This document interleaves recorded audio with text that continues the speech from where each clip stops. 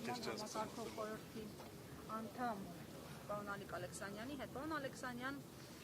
այսօր գնահատելով իրավիճակը, նաև նախորդի իրավիճակը, ինչպես եք հավանում եք արդյոք շանսեր, ինչպես եք գնահատում Սամվել Կարապետյանի ազատ արձակման։ Ողջունում եմ նորից բոլորիդ։ Ուրեմն Պամփոփեք երեկվա օրը ժամը 2:30, 2:45-ի սահմաններում դատը հետաձգվեց մինչ այս պահը, դատական նիստը արդեն սկսվել է։ Ինչ վերաբերվում է մեր գնահատականին, եթե գնահատականը լինի իրավական մասով, այդ մասով կարող եմ ասել, որ եթե իրավական գնահատական որևիցե մեկը եւ ոչ իրավաբան ոնց որ ես տամ, դա այն է, որ այս ամեն ինչի մեջ մենք չպետքա լինենք եւ Սամվել Կարապետյանը չպետքա գեթ 1 վայրկյան լիներ ձերբակալված կամ կալանավորված։ Ամեն ինչից անկախ չեմ վախենա այդ բառից, բայց հույս ունենք, որ դատավորը իր վճռի մեջ կլինի օրենքի սահմաններում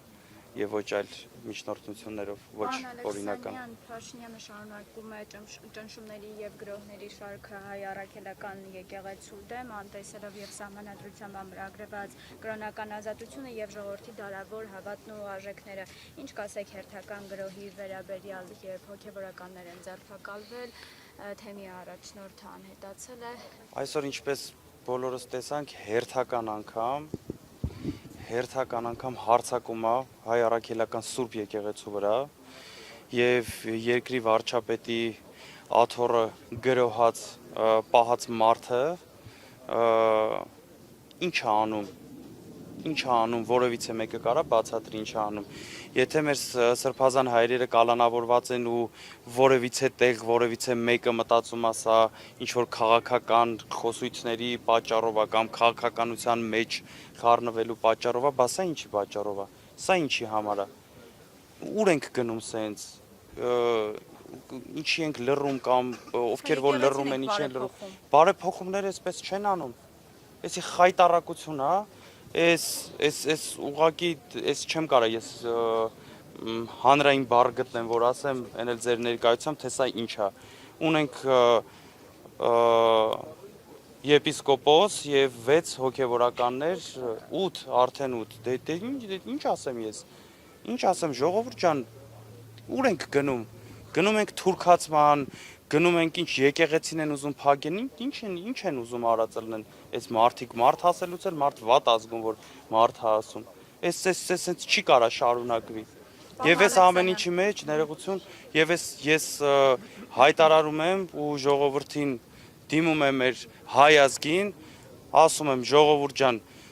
մեր միակ փրկությունը, մեր միակ քրիստոնյա մնալու փրկությունը Սամվել Կարապետյանի ազատումն է, Սամվել Կարապետյանի շուտապույտ ազատումն է, մեր մեջքին կանգնելա, որ մենք այս խայտարակությունից դուրս գանք ուղղակի։ Այսպես չի կարող շարունակվելու համատեքստում խոստացել եք հայտնել հավաքի մասին, տեղ, ժամ ավելի հստակեցնել ունեք այս պահին ինֆորմացիա հստակ որոշում կա, քիչ ավելի ուշ էլի այս ֆորմատով խոսք եմ տալիս, հայտարարեմ այդ մասին։ Պարոն Ալեքսանյան, նաև սա այն քարն է, որ շատերի մոտ կարծիք է առաջացել, որ այլևս մենք բռնապետական ժամանակաշրջանում ենք ապրում, դուք ինչ կարող եք ասել։ Մի քիչ շատ նուրբ բառ ընտրեցիք բռնապետական ասել, այս կարելի է մեր իրավաբան ընկերներին խնդրել, իրանք ավելի լավ միգուցե իրավական լավ բառ գտնեն, որ ասեն, այս բռնապետական չի, այս եսիմ ինչ է, այս խայտարակություն է, մարդ ոչ խոսելու իրավունք ունի, ոչ կարծիք հայտնելու իրավունք ունի, գնացել է եկեղեցի, ինչ անեն, դուք ով եք դառը եկեղեցու դուռը փակեք, ով է եկեղեցու դուռը փակում մարդու դեմ, ով կարա իմ եկեղեցու դուռը իմ դեմ փակի, ես չկարողանամ մտնեմ եկեղեցի, Աստծուն խնդրեմ, որ այս վատ ժամանակներից օգնի, որ դուրս գանք, զենքով գնալ եկեղեցի, մասկով գնալ եկեղեցի, խոմ դուք հիվանդ չեք, չի կարելի, չէ։ Ես ձեզ հավաստիացնում եմ, ներքին համոզմունք ունեմ, մեր ոստիկանները, այն մարդիկ, ովքեր որ երևի թե բայց ներքին համոզմունք ունեմ անկեղծ ասած, որ ճարահատյալ գնում են այդ քայլերին, իմ կարծիքով